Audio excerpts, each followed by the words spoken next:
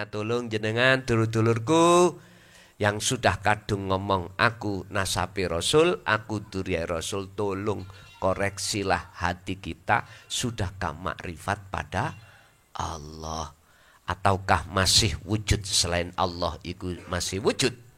Lah biar cocok Qur'ane Rasulullah dulu seperti itu ngoten. Nggih.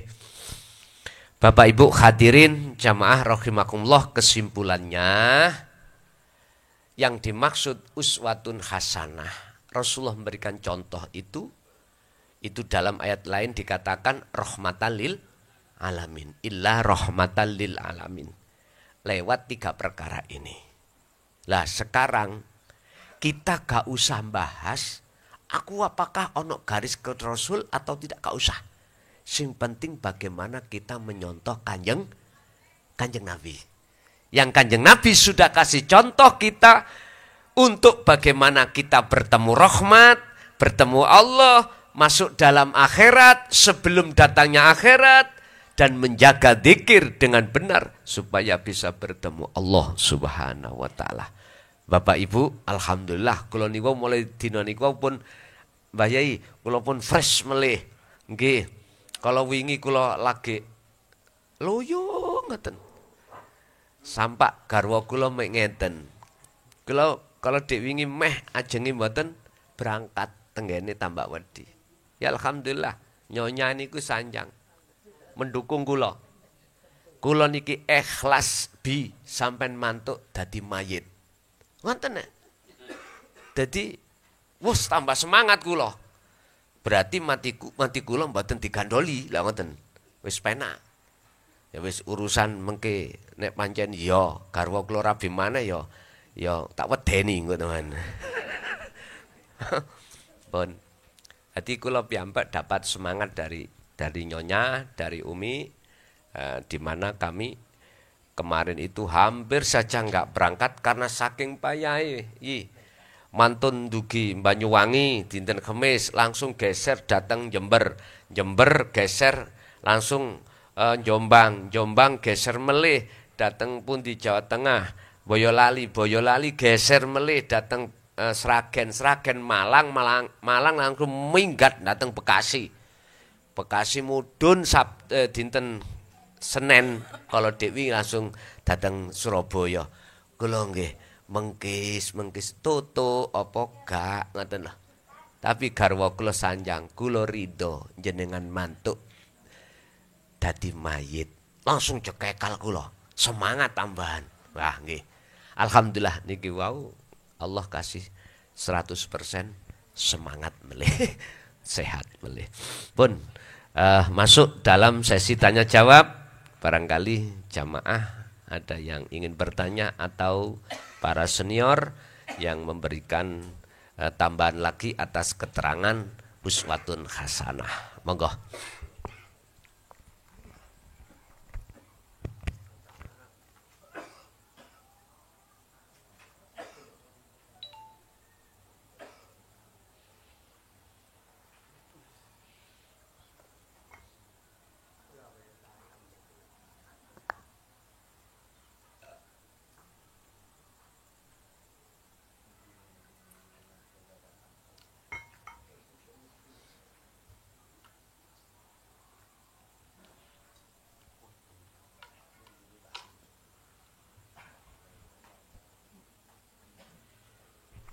Ibu wonten ing tangklet barangkali wonten.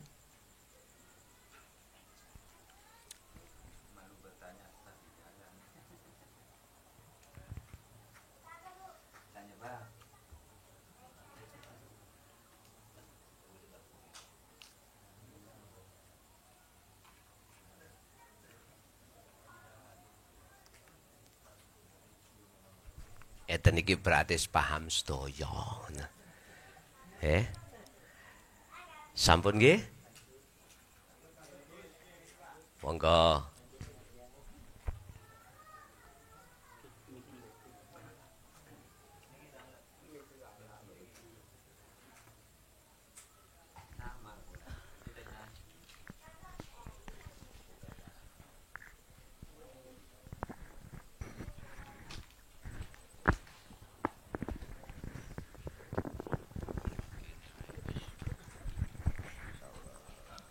Assalamualaikum warahmatullahi wabarakatuh. Waalaikumsalam warahmatullahi wabarakatuh. Bismillahirrahmanirrahim. Langsung mawon kula tanglet. Eh, Kira-kira apa ya indikasi atau ciri-ciri yang sudah liqo dengan Allah? Jangan-jangan kita eh, mengaku sudah berjumpa tapi sebenarnya belum. Betul.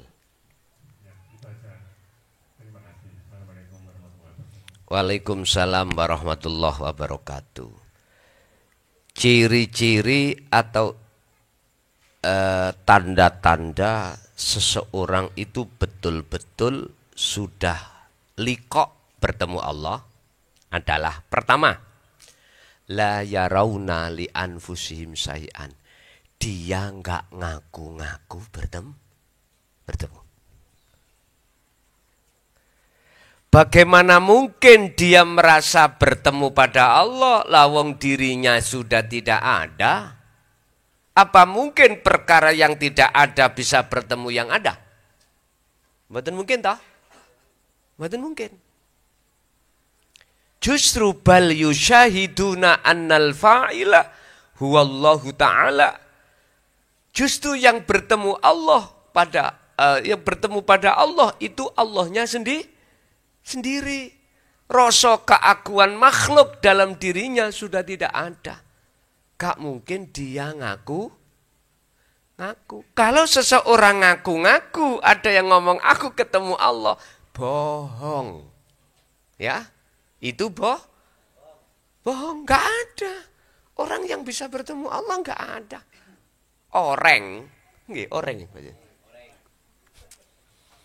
Orang itu gak bisa bertemu Allah.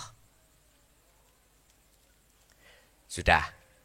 Allah wujudnya wajib ada. Nggih. Orang lawan katanya wujud.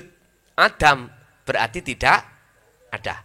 Bagaimana mungkin sesuatu yang tidak ada bisa bertemu yang ada?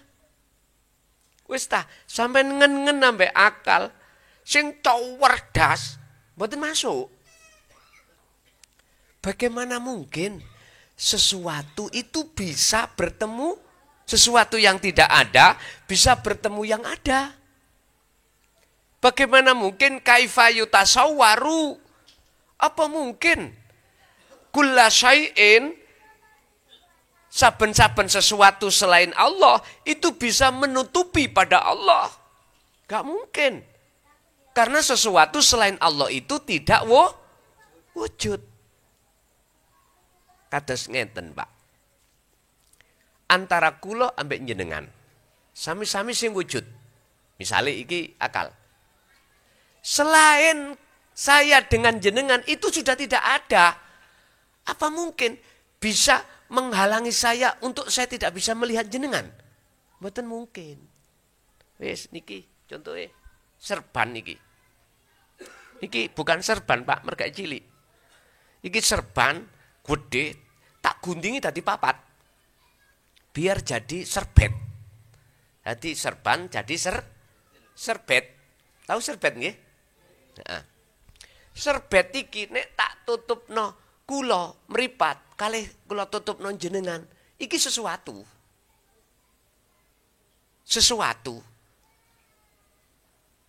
Nek tertutup berarti kula terhalang. Lah ngoten nggih? Terhalang. Oke. Lah, serbet niki lho wis mboten enten bagi saya dan jenengan. Apa mungkin ada bisa sesuatu yang bisa menghalangi saya dengan jenengan? Wong padahal sesuatu selain kula ambek jenengan iki sudah enggak ada. Mboten mungkin. Niki sampean lihat di makalah 15 sampai 25. Syekh Ibnu Athaillah di dalam kitab Hikam mengatakan Allah itu ya tidak mungkin bisa ditutupi oleh sesuatu apapun, sebab Allah itu di sesuatu apapun. Berhubung kita melihat sesuatunya, maka seakan-akan Allah terhalang, padahal yang terhalang itu kita. Jadi pertama cirinya Pak, dikatakan orang yang sudah makrifat pada Allah, orang itu sudah kehilangan kefanaan orangnya. Makhluknya sudah fana. Pertama. Yang kedua, justru yusyahid annal fa'il huwallahu ta'ala. Yang nyata, yang wujud itu cuman Allahnya sendiri. Artinya dalam hati sampean sudah tidak mengenal siapa-siapa kecuali yang muncul adalah innani anallah. Sesungguhnya ingsun ana ya ingsun iku Allahu Allah. Bergemuruh Pak ning ati seperti itu. Yang ketiga tandanya tatmainnul qulub. Jenengan iki gak gampang gelisah. Gak gampang khawatir. Ra gampang takut dengan apapun.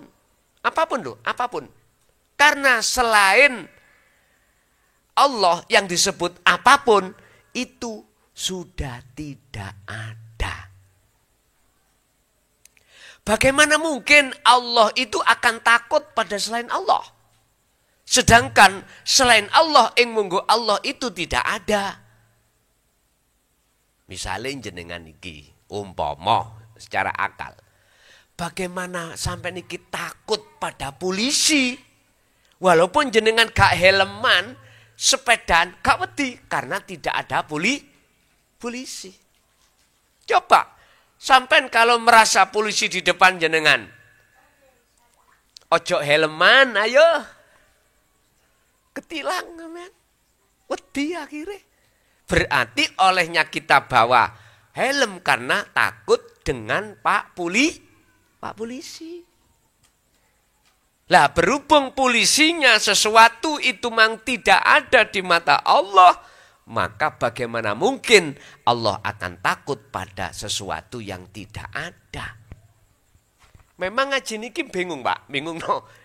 Ngaji tasawuf itu memang bingung no. Tapi bingungnya iku engkau dadi tentreme ati sampean nek wis ketemu. Yang terakhir, tanda seseorang itu sudah betul-betul makrifat pada Allah, gak gampang, tidak mudah hati sampean kena daya tipu nafsu diri sendiri. Artinya gak gampang hati sampean kenging kena gebyare dunya. Satu contoh, jenengan hari ini gak megang uang. Di rumah yang dimakan pas-pasan. Kadang juga jenengan hutang. Gitu. Paling tidak dikasih orang. Loh, hati sampean kalau betul-betul makrifat saat itu pada Allah, tidak akan mudah sampean akan rasa khawatir, rasa gelisah, bahkan takut ancaman Allah masuk neraka ataupun macam-macam. Enggak. Hati sampean pasti akan tentram. Kalau detik-detik saat itu jenengan makrifat. Paginya seperti itu lagi, tapi tidak makrifat hati itu, ya gelisah. Gelisah lagi. Sampean lihat ikan yang hidup di air laut. Ketika saat dia jauh dari air, gelisah. Gelisah, Pak. Tapi ketika dia selalu ada di dalam air laut, dia tidak gelisah. Enggak gelisah, seperti itu. Pun juga dagingnya ikan laut, sampai detik ini, sampai mulai kecil dulu sampai detik ini saya belum mendengar. Kalau ikan laut hidup di laut ketika kita ambil, kita masak, terasa asin, belum ada ceritanya. Padahal dia setiap detik itu campur dengan air Asin. Garamnya iku Pak 0, nah ini sing ahli tahu. 0, berapa air laut itu. Tapi mengapa herannya ikan itu enggak pernah terasa asin. Sedangkan ikan tahu tempe enggak pernah gembul uyah garam. Ibu-ibu mau goreng diuyai gitu aja, kalau kebanyakan uyai terasa. Ayo kita ngen-ngen. Apa sebab? Karena ikan yang ada di laut, ikannya hidup. Wis titik. Ikan tahu tempe mengapa kok asin? Hanya campur, hanya sebentar kok terasa asin. Karena ikan tahu tempe iku ikan mati. Kalau nggak percaya ikan laut ambil. Terus matikan dulu di daratan. Nanti udah kum lagi. Asin lagi nanti. Terasa asin. Hati jenengan dikatakan hati yang hidup. Dikatakan hati yang hidup adalah hati yang sudah makrifat pada Allah. Maka pasti tidak akan mudah kena kebiar itu dunia. Karena hidup. Dijak orang tukaran, ya nggak mau. Dipadu orang, ya nggak mau membalas madu. Tahu madu nggih? Nukari niki lho. Sampai dicaci jenengan gak balesnya, nyaji sabar, matur suwun. Intine sampai niku njogo kesabaran. Tapi hati-hati, innallaha ma'as shabirin. Justru yang mencaci itu nanti Allah nggak ridho. Lihat berikutnya. Makanya jenengan gak usah bales. Dicaci gak usah bales nyaci. Dipukul gak usah bales mukul. Udah diem wae. Tapi sing momong, tahu momong apa momong ya? Yang menghormat jenengan yaitu Allah, yang gak terima itu. Nggak terima. Sebab jenengan iki posisinya hati tetap madep nang ngersane Gusti Allah. Nggak terima. Istilah ini Pak. Jenengan punya anak. Anak sampean itu disakiti orang. Lah anak sampean nggak bales. Bisanya nangis. Jenengan pripun sebagai orang tua? Ayo. Ngamuk gitu. Ngamuk. Begitu juga Allah.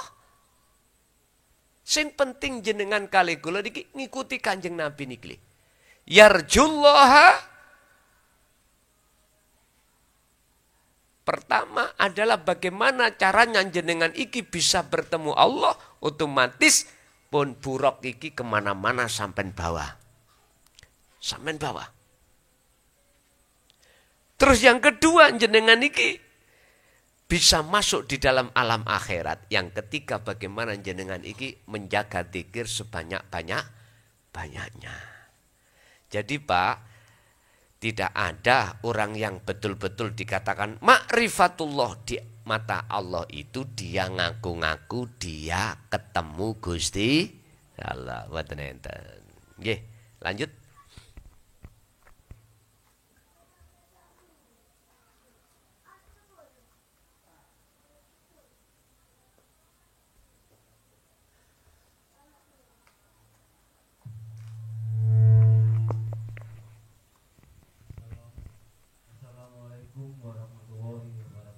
Waalaikumsalam warahmatullahi wabarakatuh. Dan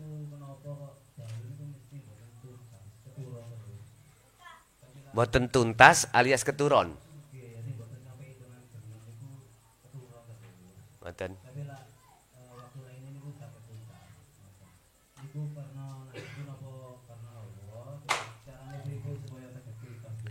Nggih. Waalaikumsalam warahmatullahi wabarakatuh. Tolong di silent. Silent ya.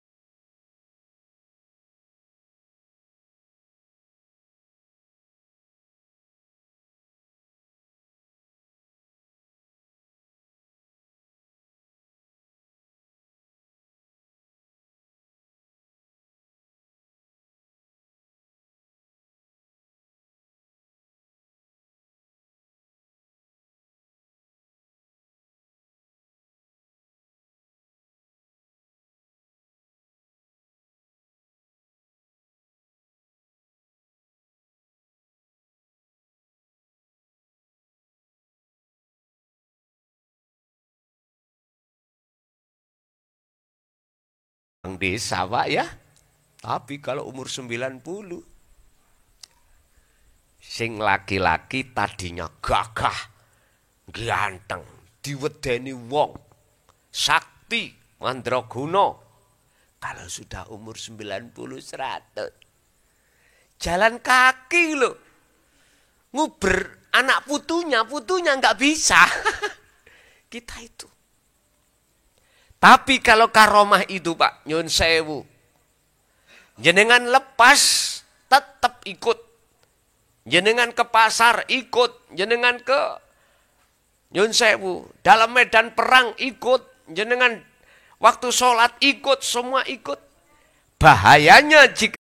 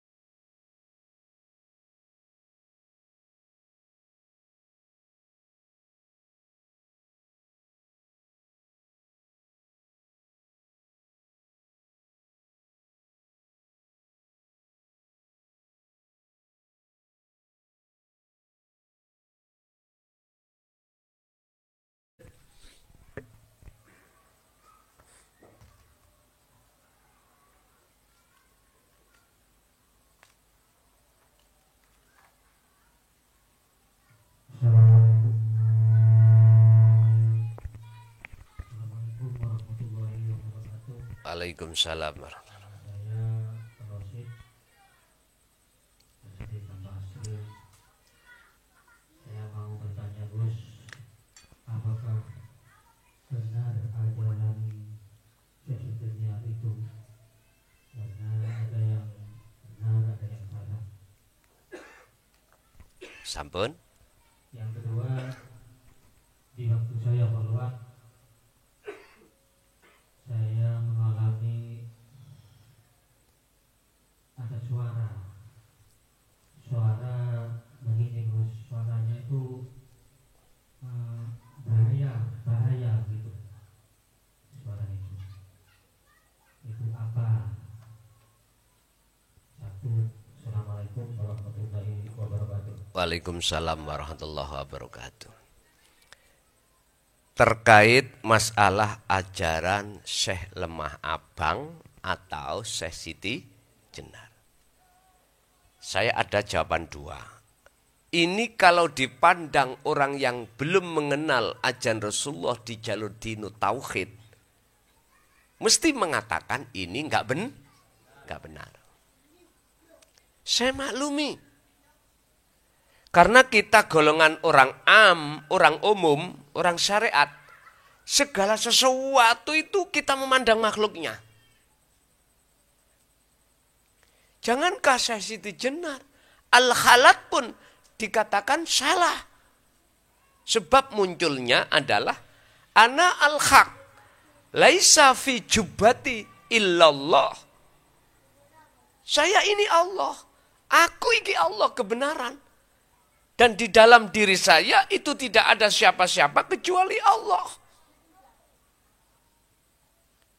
Ini Pak, kalau dihadapkan golongan kita yang masih ada di makom makom umum, mesti kita mengatakan salah, iku sesat.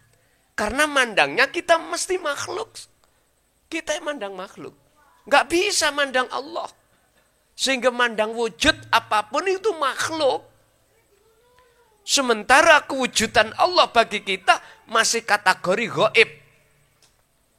Sir, rahasia, ngoten. Tapi kalau bagi seseorang yang sudah mengenal ajaran Rasulullah di jalur dinu tauhid, pasti akan mengatakan inilah ajaran yang benar. Karena apa? Ahli syuhud itu mandangnya sudah tidak selain Allah. Mandangnya hanya pada yusyahiduna, podo nyekseni, podo melihat sopo ahli syuhud. Annal fa'ila ing sak temene isim fa'il yang beraf'al. Huwa utawi fa'il iku Allahu subhanahu wa ta'ala. Begitu Makanya saya jawabnya tadi harus ada dua pandangan. Kalau pandangan golongan beda dengan pandangan orang khos atau khawasul khawas. Beda banget. Iya. Yang kedua. Apa tadi? Oh bahaya. Waktu kholwat ada waktu ngamalake di apa jenenge karomah tadi bahaya. Oke. Gini. Kemarin dulu waktu tanggal 7 kan saya berpesan. Apapun yang terjadi di situ nanti ketika jenengan iku wirid yang jumlahnya 183 kalau nggak salah ya. Terus hari Minggu Ba'da Duhur akhirnya diturunkan yang nggak mampu 183 menjadi 99. Apapun yang terjadi di situ Anda dijatuhkan Allah karomah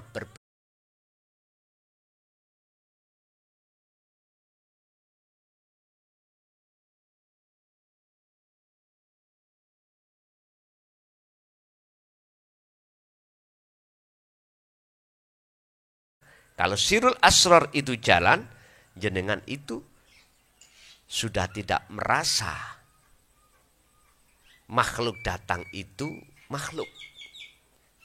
Justru Anda malah merasa yang menggerakkan makhluk termasuk kita atau karomah itu adalah Allah.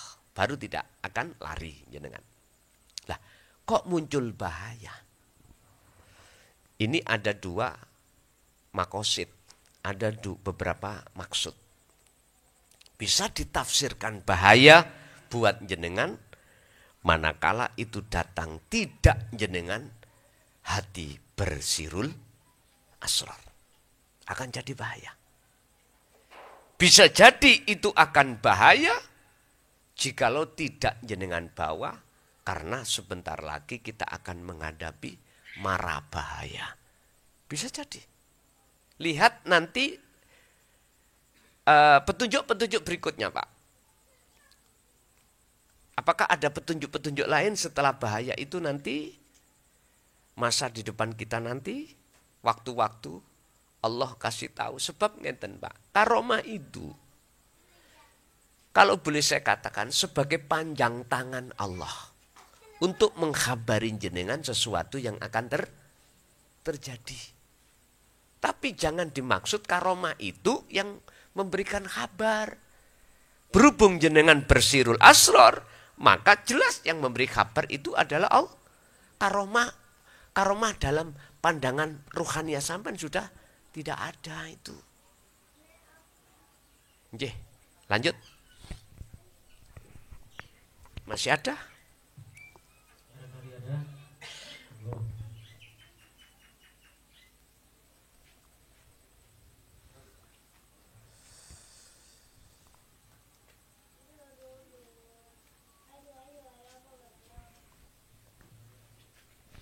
Assalamualaikum warahmatullahi wabarakatuh. Waalaikumsalam warahmatullahi wabarakatuh.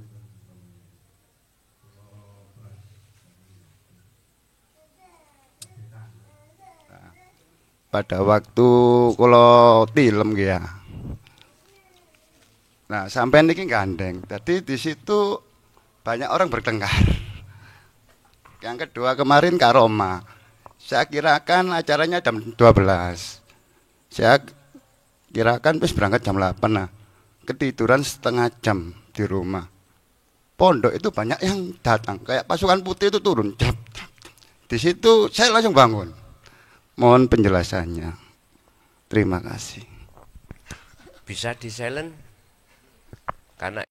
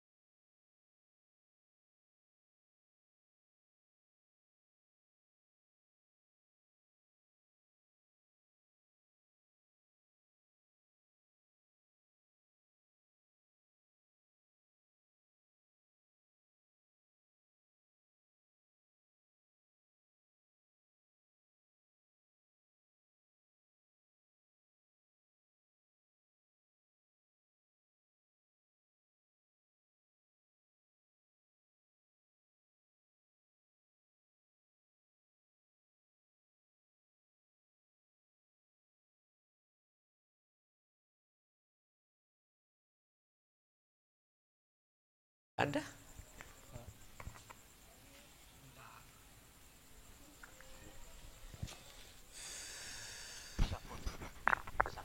Sabung, sobung. Ya. Bapak Ibu hadirin jamaah, itulah apa yang Allah berikan, beberapa pengetahuan tentang ilmu tauhid, khusus apa yang dikasihkan contoh dumateng Kanjeng Nabi Muhammad terhadap kita. Estu ilmu itu bisa kita laksanakan sebaik-baiknya, dan juga menjadi satu buah ilmu yang bermanfaat bagi keluarga kita dan anak turun kita ila yaumil qiyamah. Lahumul Fatihah.